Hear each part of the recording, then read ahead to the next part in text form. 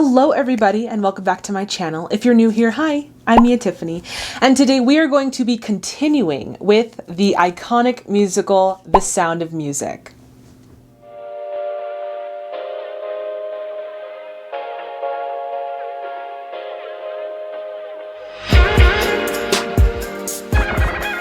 Okay, so today we are just going to get right into the movie. If you haven't seen part 1, please stop here. Do not watch any further, no spoilers.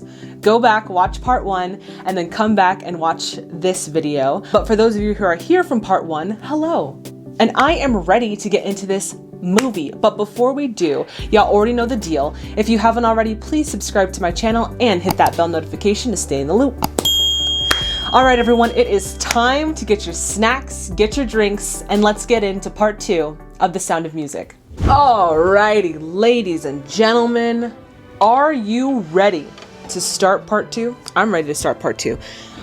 So really quick, where we left off with Maria leaving the family because the baroness kind of put in her mind that the captain was starting to fall in love with her. And I guess Maria couldn't live with that, with him falling in love with her, because she's realizing that now what she thought she wanted out of life, to become a nun and to serve God, now she doesn't really want that anymore. She's starting to fall in love with his family, with the children, with Captain Von Trapp, who, by the way, is a hunk, okay? But yeah, so that's where we left off.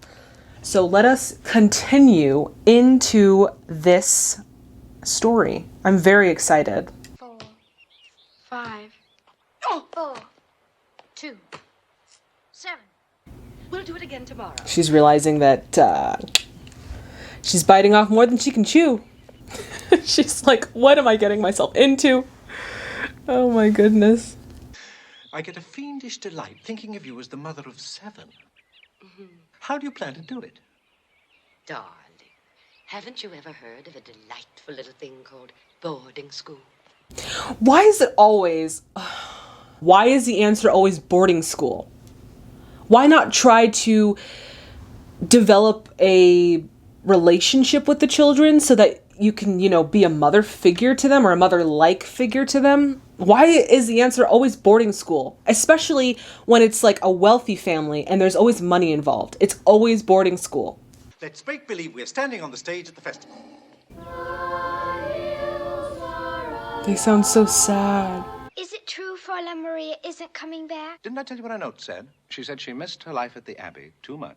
And that's all there is to it. That is not all there is to it. The Baroness got to her. But also her own insecurity of not allowing herself to love the family and love Captain Von Trapp, is what drove her away, I think. Father, who is our new governess going to be? Well, you're not going to have a governess anymore. We're not? No, you're going to have a new mother. We talked about it last night. It's all settled, and we're all going to be very happy. No, you're making a hasty decision. I don't think that's a good idea. Oh my goodness. We, my brothers and sisters, we want to see Fräulein Maria. All we want to do is talk to her. I'm very sorry, children. Maria is in seclusion. She hasn't been seeing anyone. Poor Maria. But I want to hear, why she decided to leave. From her own words. Why did they send you back to us? They didn't send me back, Mother. I left. I was frightened. Frightened? I was confused. I've never felt that way before. I can't face him again. Him? I knew it! I knew she was afraid and confused because she's starting to fall in love with Captain Von Trapp. She loves the children, and she's realizing that she might not want to be a nun anymore, and that terrifies her. So she ran. But that still shows us a piece of her character that's still very naive and still very almost childlike. So I just love that there's so much depth to her character. There's different aspects of it where at some points you see, more of the childlike adventurous side of Maria, but then there's also this strength and confidence that's in her as well that I really just appreciate. And Julie Andrews is just absolutely killing the role of Maria. She was really the perfect choice for this movie. Are you in love with him? I don't know. You are. I don't know. Oh, there were times when we would look at each other. Oh, Mother, I could hardly breathe. That's what's been torturing me. I was there on God's errand. To have asked for his love would have been wrong. You're in love with him. I knew it. I called it. You must go back. Please let me stay, I beg of you. Maria, these walls were not built to shut out problems. You have to face them. Every mountain and every stream. I wonder how the creators of the musical read the book and then saw this in musical form. Like they read the memoirs of Maria von Trapp and somehow this beautiful story came out of it. Which, I mean, the story in and of itself was provided by the source material. But I just feel like there's a certain person that comes around and can see the music that tells the story. Because I feel like the music is really telling the story of this depiction of the Von Trapp family. And I just think that it's just such a gift to be able to read something and then to pull a story out of that, or to pull music out of that. Like, I just think that that's such a gift. The least I could have done was to let us say hello. When Fräulein Maria wanted to feel better, she used to sing that song, remember? Yes. Snowflakes that stay on my nose and eyelashes. Oh my god, she came back! I have goosebumps. Oh, she came back. So bad.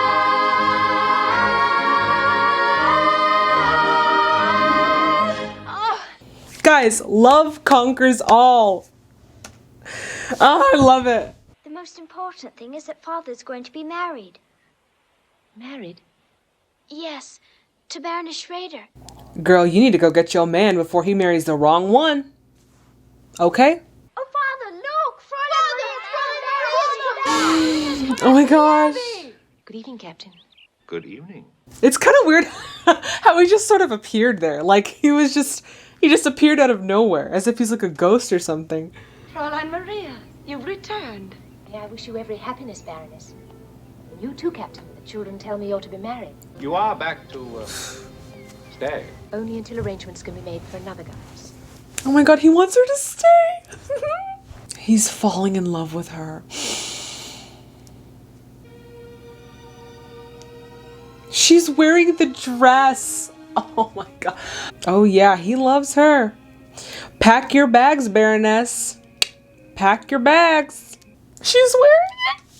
You guys know what that means, right? That means that something's about to go down. There you are.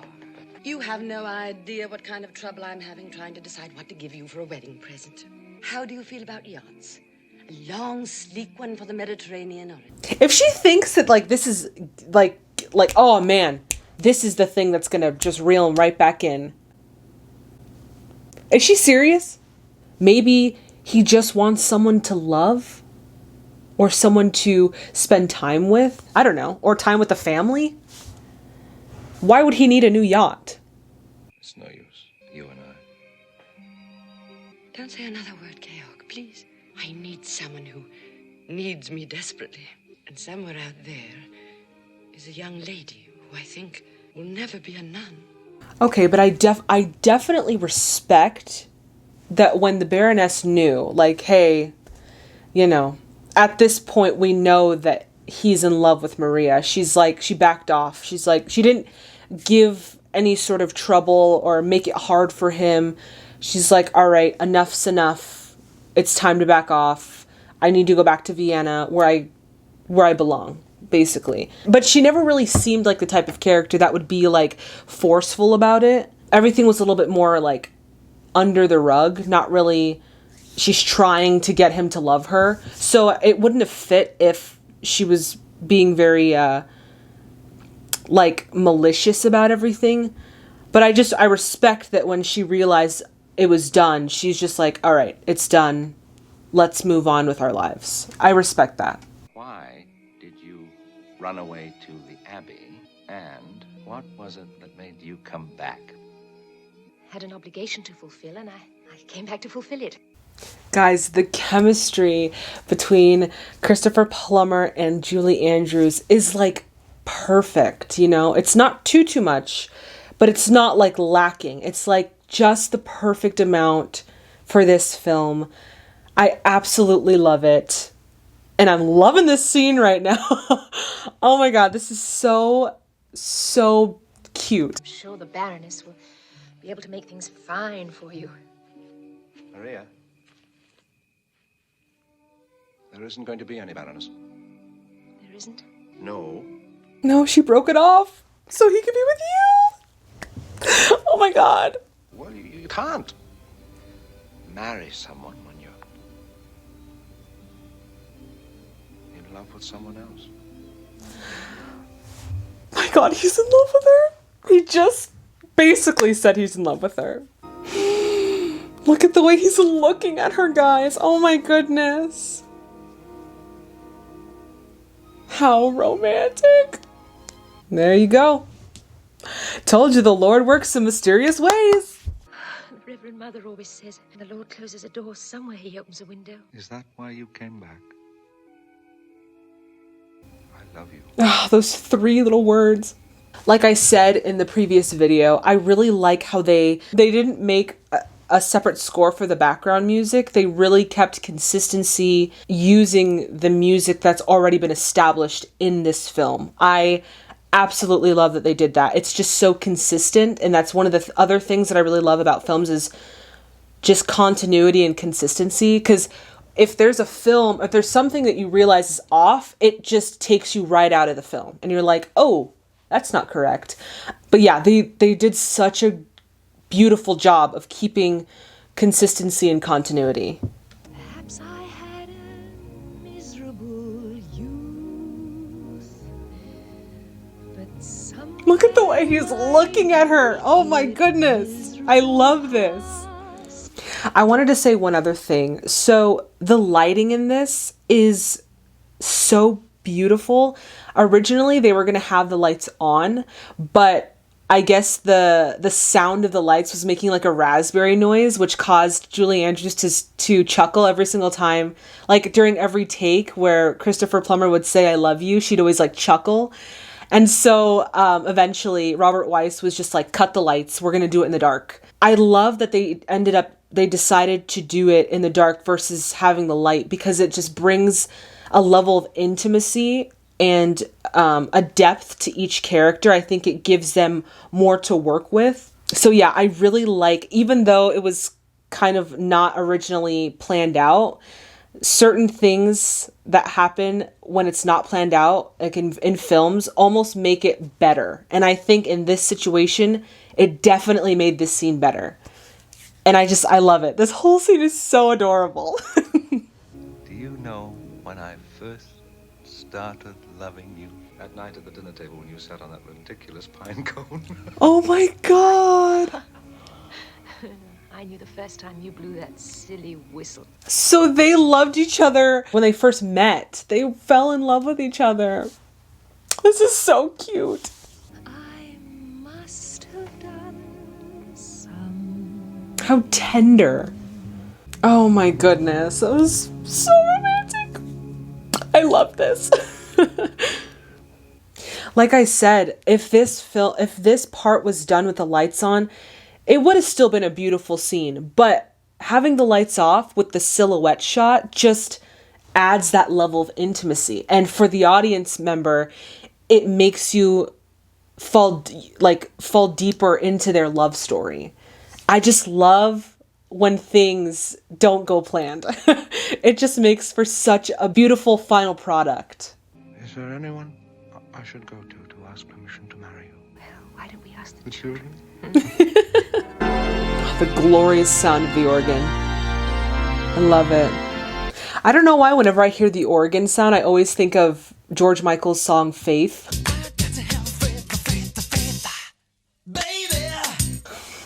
Don't ask me why, but that's the first thing that I think of whenever I hear an organ. When they're the bridesmaids and flower girls. Oh my goodness.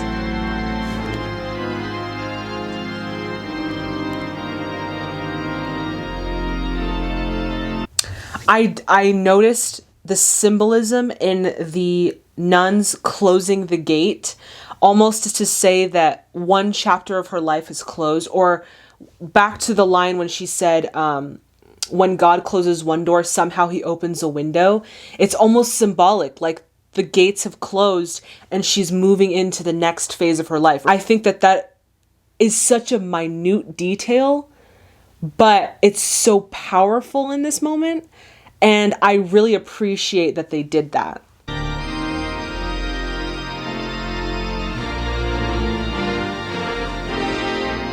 Oh my gosh, what a beautiful ceremony.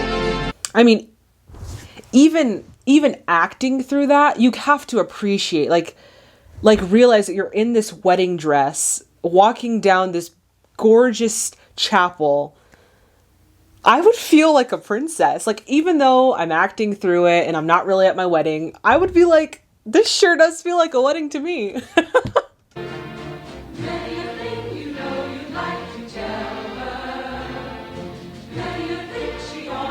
Look at the way he's looking at her. He is a fantastic actor. Or he was a fantastic actor. Heil Hitler. Oh, good afternoon, Herr Zeller. Perhaps you've not heard. I'm now the Gauleiter. We want to know when the captain will be returned. When he does return, he will be expected to fill his proper position in the new order. Heil Hitler. Heil Hitler. Well, one thing I do like is they don't sugarcoat this. They don't sugarcoat what happens during the time period that this movie is set in.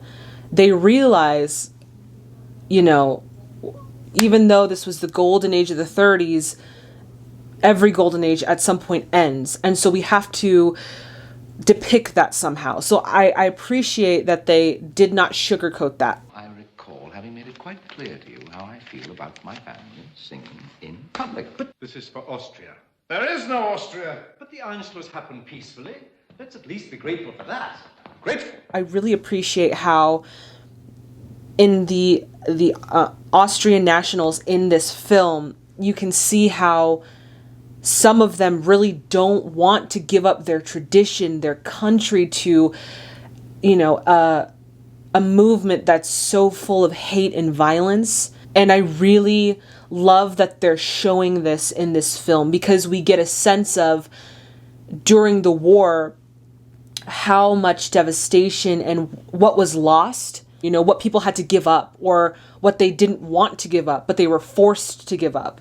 I just think that this movie does such a wonderful job of portraying that. What do you do when you think you love someone? I mean, when you stop loving someone, or he stops loving you.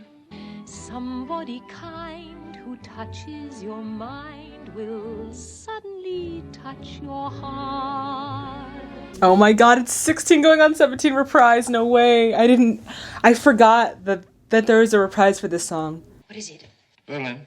They've offered me a commission in their navy. I've been requested to accept immediately and report to their naval base at Bremerhaven tomorrow. Like I said, what I really love that this movie did is it kind of brought you back into the real world, where the first half of this was very dreamlike, and it's very much reminiscent of like a Hollywood romance. And then the second half is still very sentimental, but it has those elements of, it's rooted in history. So I just really love that you're brought back into reality. Like this you can see this story being literally put back into the time that it was occurring in. So I really appreciate that about the way that they told this film. Oh no, oh, that's their butler. I feel like they're going to be discovered.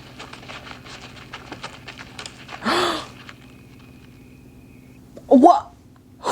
How did they all know just to be there? I have my orders. And they are to take you personally to Bremerhaven tonight, where you will accept your commission. So now they're forcing him to? All of us, the entire family, will be singing in the festival tonight. As a matter of fact, that's where we're going now. Oh, so they're going to use the festival. Oh, wow. They're going to use the festival to escape. Okay. It says here only the names of the children. It says the Von Trapp family singers. And I'm the head of the Von Trapp family, am I not? Ooh, smooth.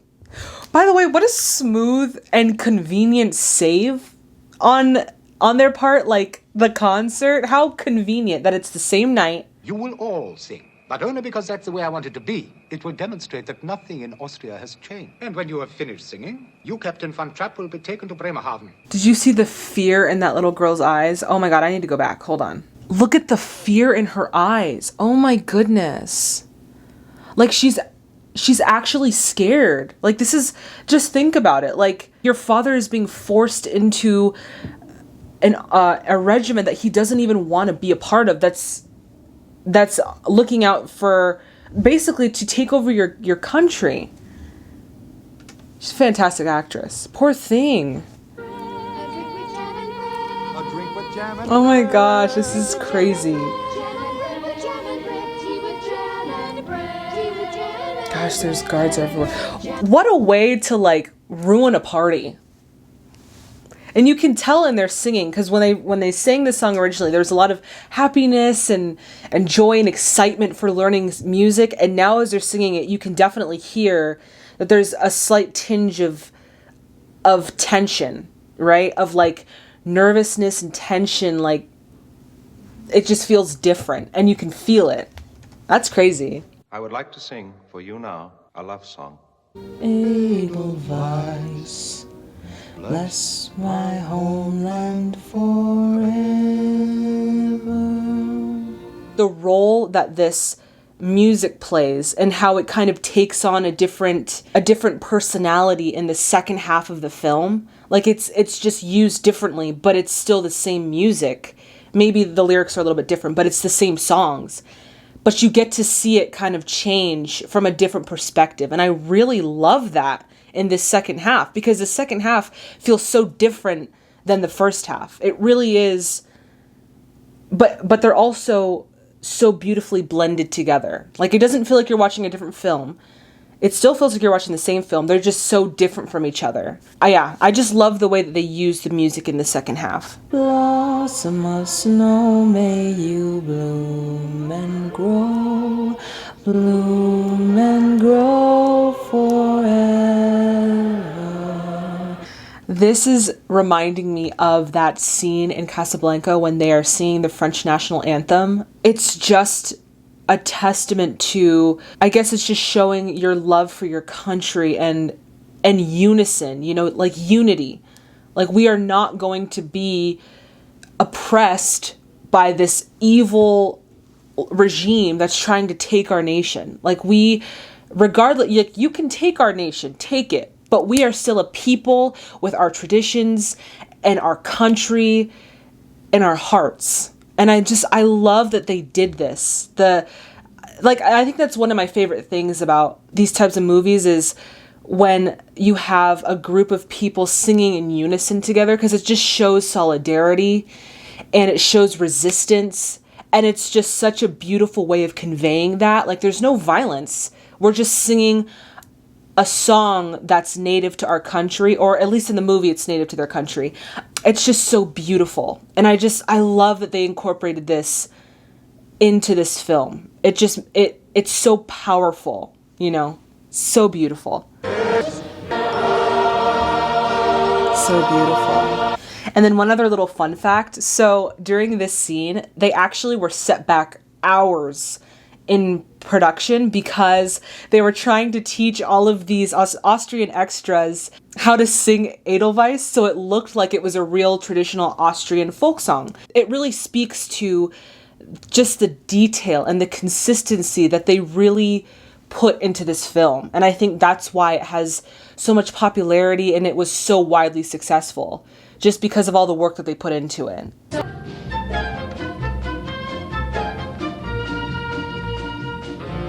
Oh, by the way, absolutely love the movement of the camera in this scene.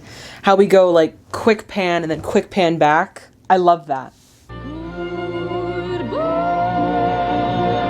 It's like they were saying goodbye not only to the audience, but goodbye to Austria, because they're going to be leaving it, you know, one way or another. They're leaving Austria. And it was just such an interesting way to use that song. It was different from part one. We will start with the award for third prize, Fräulein Schweiger. It's just so cute. Second prize to the Toby Reiser Quintet. And the first prize to the Von Trapp family singers. Oh my gosh, they're not there. They dipped.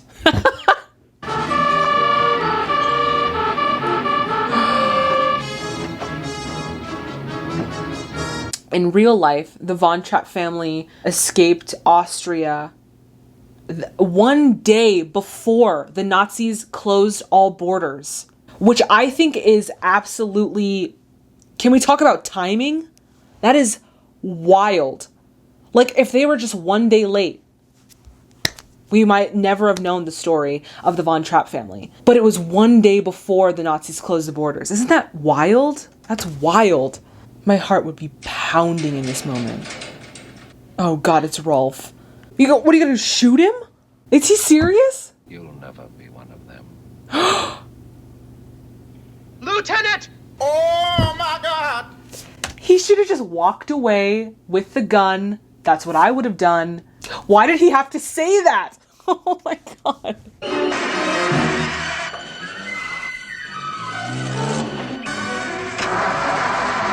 I have sinned. I too, Reverend Mother. What is this sin, my children?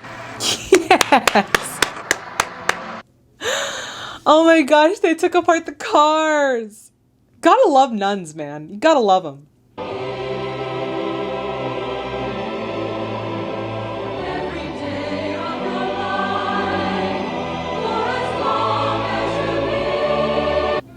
And you can tell that the helicopter, this shot was shot with a helicopter because all of like the wind going in one direction, just randomly right there where they are. That's so funny. There's like not wind anywhere else.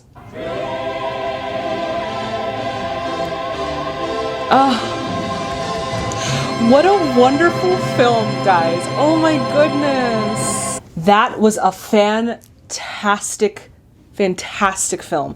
I absolutely loved it. But let me tell you why, okay? Like West Side Story, this was another one that really gave you something to chew on, really gave you something to think about. And especially the second part gave you a slice of reality, you know?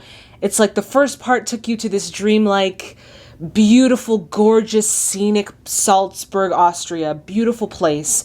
And then the second part kind of dropped you right back into reality of... But in the late 30s, we had the beginnings of World War II, excuse me. So you really got that sense. Like it wasn't candy coating anything. It wasn't glossing over anything. I mean, yes, it didn't show you like the violence of war, which I didn't think it should, but it did give you a piece of this is what was really happening during that time. And I think we have the source material, the memoirs of Maria von Trapp to thank for that. The music was so beautiful. I love how they used it in a different way in the second half. They definitely allowed the music to take on a different persona and deal with topics that were slightly different than topics in part one. I really appreciated that they did that. The chemistry between Julie Andrews and Christopher Plummer was just... It was like the perfect amount of romance. And then her chemistry with the children was... beautiful. Like this film was just so well done. Everything was pretty much tied up. So I think I definitely am going to give that a 10, another 10. It was really heartwarming, but you also got a sense of what was going on during that time too. All right, everyone, that does it for this video. As always, if you liked it as much as I did, please give it a thumbs up. Also, please subscribe to my channel and hit that bell notification to stay in the loop. Okay, so on Saturday, we are going to be venturing into our very first Disney film on this channel. We are going to be reliving some of my favorite childhood memories with Mary Poppins. And I'm so excited to watch this because I have not seen this since I was like a wee little kid, like a super little kid. So I'm so excited to watch this with all of you. As always, go watch the film and then come back with all your movie facts and all your movie insights. I cannot wait to see what all of you have to say. But as always, if you have any suggestions, any feedback, or any recommendations of any classic Hollywood films that you'd like to see on this channel, please let me know in the comment box below. Please stay safe and healthy out there, and I'll see all of you in the next video. Bye, everybody.